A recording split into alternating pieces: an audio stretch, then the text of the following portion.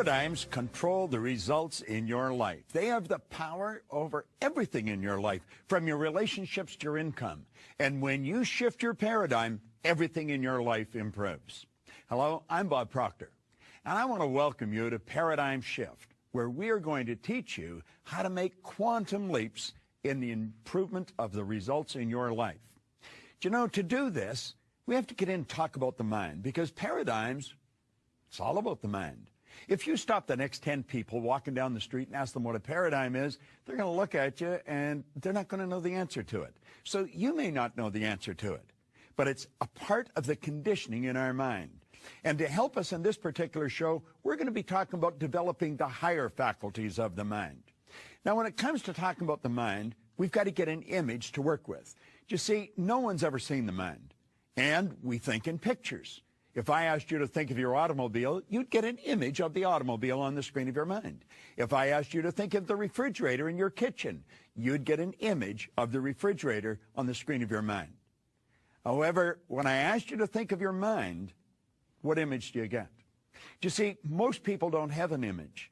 And unfortunately, when there's no image, there's confusion.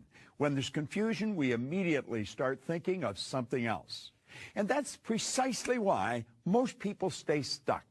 You see, our mind controls our results, and it's our results that we want to change. And if we're going to change the results, we're going to have to change what's going on inside. Now, Dr. Thurman Fleet, back around 1934, was interested in the healing arts, and he said, we're just treating the body. If you're going to have any health, you've got to treat the whole person. So he originated this image of the mind. I've been using it now for 38 years. I have shared this image with people all over the world, and I have been focusing on helping people improve their income. I've watched people going from earning a couple thousand a year to over $1 million because they understood how to make the necessary changes inside so that they can enjoy the changes outside. Now, you know, Napoleon Hill was a phenomenal author, and he talked a lot about the mind. He talked a lot about our thinking. He talked a lot about our conscious mind and the way we think. Do you know that there's a thought power flowing into our consciousness, and we can think anything we want, anything. Play with it for a moment. Start to let your mind wander. You can think of the beach. You can think of a lake. You can think of fishing. You can think of golfing. You can think of playing with a child. Just like that, you can change your thoughts and your consciousness. But you know something? That doesn't necessarily change your behavior. You see, your thoughts are in the top half. That's what we refer to as the conscious mind. The subconscious is what's controlling the behavior of your body. It controls every action you're involved in. Now, your actions control your results. In Napoleon Hill's book, he said an educated person is not necessarily a person with an abundance of general or specialized knowledge. He said an educated person is a person who has so developed the faculties of their mind that they can acquire anything they want or its equivalent without violating the rights of others. Do you know, I was doing a seminar for 2,000 school teachers a number of years ago. I couldn't find one teacher that could tell us what the faculties of our mind were. Now, if they didn't know what they were, they're sure not going to be able to teach us how to develop them. Do you know that we have mental faculties inside, and that's where all our power lies? And what we want to learn to do is develop those faculties. Now, let's come back to this little drawing. And we take a look at it, and I want you to take a look now at these little antennae that are sticking up from the part where the feelings are resident. Why do we feel the way we feel? We feel the way we feel because of the vibration we're in. See, feelings are a word that we invented to describe our conscious awareness of the vibration we're in. Now, we have sensory factors. We can see, hear, smell, taste, and touch. And do you know that you and I are conditioned to live through those sensory factors? We look at our bank account, and that tells us where we're at financially. We take a look at x-rays or listen to the doctor, and that tells us where we are physically insofar as our health is concerned. But does it really? Why do we do that? Well, we do it because we've been conditioned to do it. As a little child, we were told to listen to what I'm telling you. Well, you look at this. And then we went to school, and what did they do? They give us a sheet of paper that they called a report card. And on that report card were all the marks that we'd achieved on our last exam. And we started to let that report card dictate what kind of person we are. Does it really? Not at all. But that's the idea we're operating with, and that's the idea that's controlling many of our lives. You see, what the report card really did was tell you where your mind was at for a few minutes, maybe 3-4 weeks ago. It has absolutely nothing to do with your potential, and it has absolutely nothing to do with what you're capable of accomplishing in your life. Now, let's take a look at these higher faculties. We have reason, memory, perception, will, intuition, and imagination. And that's really what I want to talk to you about here on Paradigm Shift today. Because as we start to understand these faculties and how they work, we can literally start to take control over our life. Let's take a look at the reasoning factor. What do we do with the reasoning factor? We choose our thoughts. You see, there is a power that flows to and through us. And as that power is flowing into our consciousness, we can make anything out of it we want. That is really where all creation starts in our life. You can think anything you want. As a matter of fact, that's where your freedom comes in. You know, Viktor Frankl, a Viennese psychiatrist, a Jewish psychiatrist, that spent the war years in a camp, he said that while he was in that camp, regardless of the intellectual or physical abuse he was subjected to, no one could cause him to think something he didn't want to think. Our reasoning factor is the mental tool that we think with. Now, do you know, all the great leaders all down through history have all been in complete and unanimous agreement that we become what we think about. What do you think about? Do you want to know what you're thinking about most of the time? Take a look at the results you're getting. That'll tell you exactly what's going on inside. Do you know, the sad truth is most people don't think. I had the very good fortune of working with Earl Nightingale for 5 years. He was considered the dean of personal motivation. He was an incredible human being. He and Lloyd Conant really had an impact on my life. But Earl used to say if most people said what they were thinking, they would be speechless. Now, you may laugh at that, but think about it for a few minutes. Dr. Ken McFarland, he said 2% of the people think, 3% think they think, and 95% would actually rather die than think. Henry Ford one time pointed out that thinking is the hardest work there is, which is the probable reason so few people engage in it. Now you say, well, everybody thinks. No, the truth is hardly anyone thinks. Stand back and watch people's behavior. Just study their behavior. And you know something? You're going to quickly realize they'd never do what they were doing if they were thinking. Or listen to their conversation. They'd never say what they were saying if they were thinking. The truth is, most people don't think. Well, how do they function? Well, they've tricked themselves into believing that mental activity is thinking. They're just letting whatever's going on outside of them control what's going on inside. Now, that's rather sad, but it's true. Now, go to the next one, memory. Do you know the average individual wanders around their whole life saying, I've got a terrible memory, I've got a terrible memory. I remember one time I was working with Harry Lorraine. Harry flew in from New York to Toronto. He picked up a Newsweek magazine, published every week. When he got to Toronto, it was a recent magazine that day. When he got to Toronto, he gave it to someone and asked them to cut the spine off it and go and duplicate all the pages. Now, on each page, he had taken the number of a page with black marker and big letters and rewritten the number of the page. There was around 3,000 people at that conference. Everyone was given a page. And you know, you could stand up during his presentation and you could yell out, page 26, and start reading. And wherever you stopped, he would continue. Harry Lorraine had a phenomenal memory. He stood at the door and met most people coming in, or a good number of them. And when he started, he asked them, he said, if anybody was at the door, if I met you, stand up for a few moments. He not only told everybody what their name was, if it was a difficult name to pronounce, he would spell it. Harry had a phenomenal memory. Now, you know, I remember asking Harry one time, I said, Harry, how long do you remember something?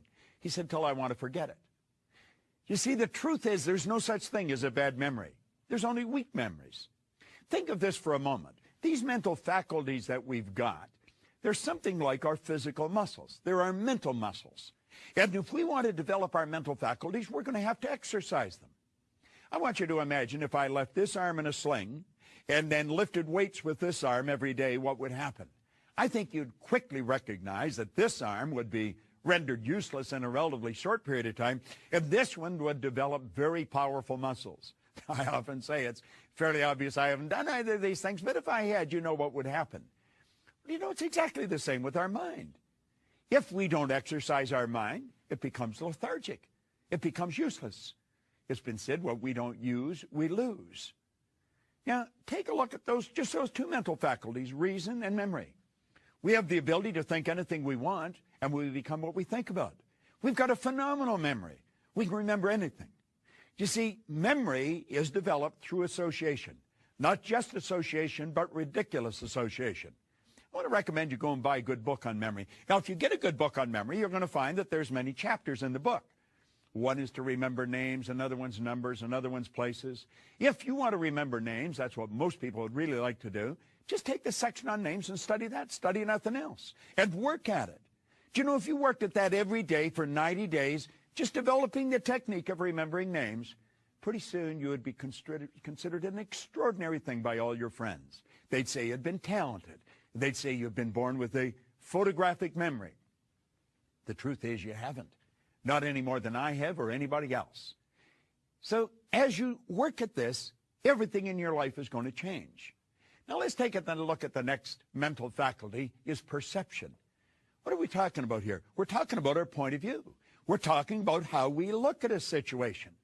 You'll often see two people in total opposition, and they both think they're right. The truth is they both are right. You know, I have a book that I hold up in a seminar. It's Think and Grow Rich by Napoleon Hill. I've been carrying this book with me since 1963. And on the one side, it's a black leather cover on the book. On the one side, it says Think and Grow Rich in gold stamping.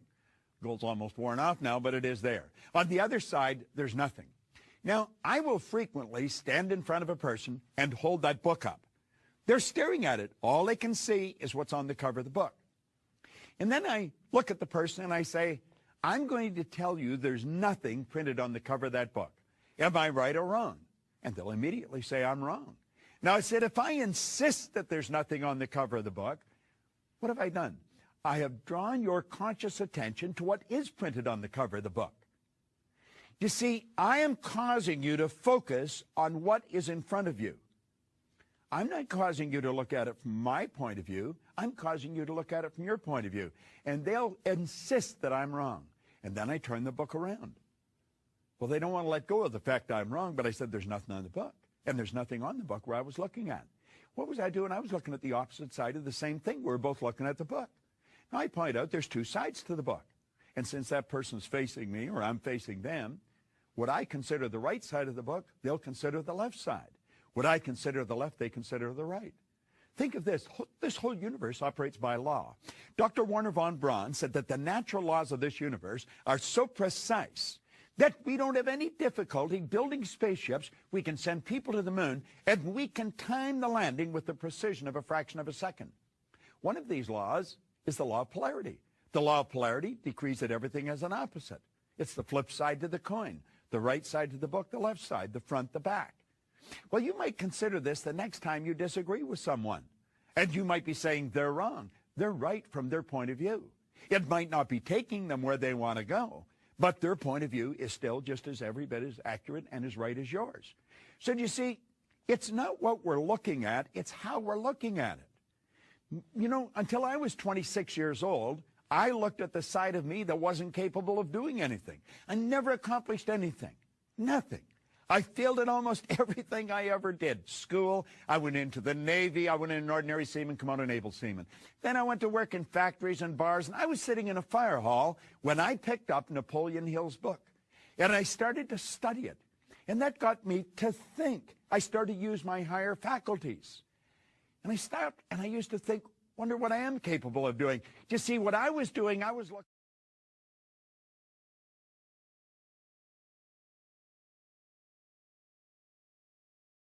Now, when it comes to talking about the mind, we've got to get an image to work with. You see, no one's ever seen the mind, and we think in pictures. If I asked you to think of your automobile, you'd get an image of the automobile on the screen of your mind. If I asked you to think of the refrigerator in your kitchen, you'd get an image of the refrigerator on the screen of your mind. When you shift your paradigm, everything in your life improves. Hello, I'm Bob Proctor, and I want to welcome you to Paradigm Shift, where we are going to teach you how to make quantum leaps in the improvement of the results in your life. You know, to do this, we have to get in and talk about the mind, because paradigms, it's all about the mind. If you stop the next 10 people walking down the street and ask them what a paradigm is, they're going to look at you and they're not going to know the answer to it. So you may not know the answer to it, but it's a part of the conditioning in our mind. And to help us in this particular show, we're going to be talking about developing the higher faculties of the mind.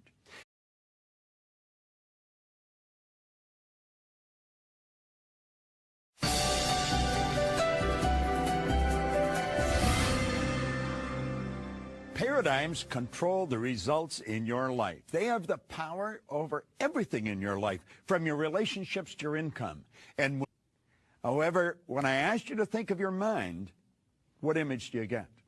You see, most people don't have an image. And unfortunately, when there's no image, there's confusion. When there's confusion, we immediately start thinking of something else. And that's precisely why most